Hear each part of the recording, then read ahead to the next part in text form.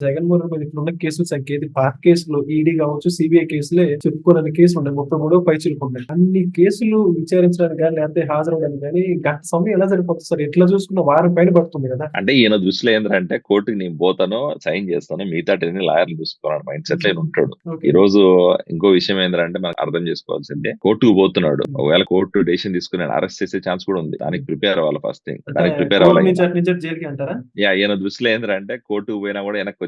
ఏదో అత్తగారింటికి పోతే నేను చికెన్ ముక్కలు తిని లంచ్ చేసి వచ్చేస్తానంటే పోతున్నాడు. బట్ ఈయనకి తెలియని విషయం ఏంటంటే ఈయన దరిద్రం బాగాలేకపోతే ఆ కోర్టు నుంచి అట్టే చెంచల్ కూడా జైలుకి పోవాల్సి వస్తుంది. సో దానికి ప్రిపేర్ అయినట్లేడు. మేబీ ఒకవేళ చెంచల్ కూడా జైలు కూడా బేగంపేట నుంచి ఫ్లై అయ్యి చెంచల్ కూడా పోతారేమో తెలియదు కానీ ఈయన ప్లానింగ్ అంత ఎట్లుందంటే ఏదో నేను చీఫ్ మినిస్టర్ లేకపోతే ప్రైమ్ మినిస్టర్ షెడ్యూల్ ప్రకారం పోతారు చూసావా, అలాంటి ప్లాన్ లో పోతున్నాడు. ఈయన నిందితుడు అన్న సంగతి మర్చిపోయినట్టున్నాడు. ఈయన నార్మల్ ఒక ఎమ్మెల్యే అన్న సంగతి మర్చిపోయినట్టున్నాడు. ఈ రోజు నిన్ను సిబిఐ కోర్టు వాళ్ళ అవసరం అని చెప్పి కస్టడీకి తీసుకుంటే ఏం చేస్తావు? లేదు చెంచల్ కూడా జైలుకి పంపిస్తే ఏం చేస్తావు? లేదు సిబిఐ కోర్టు నీ మీద ఆల్రెడీ ఇన్వెస్టిగేషన్ చాలా ఉన్నది జరుగుతుంది. వాళ్ళు ఈ రోజు ఆధారాలు చూపించి కోర్టులో నీకు మళ్ళీ శిక్ష వేస్తే ఏం చేస్తావు? సో వీటన్నిటికీ ప్రిపేర్ అవ్వకన్నా ఈ రోజు ఏదో నేను అత్తగారింటికి పోయినట్టు ఫ్లైట్ వేసుకొని పోతున్నా, తాడేపల్లి నుంచి బేగంపేటకు పోయి బేగంపేట నుంచి నాంపల్లికి పోయి మళ్ళీ నాంపల్లి నుంచి బ్యాక్ వచ్చేస్తా అనుకుంటే జగన్మోహన్ రెడ్డి మూర్ఖత్వానికి మనకు అర్థమైపోతుంది.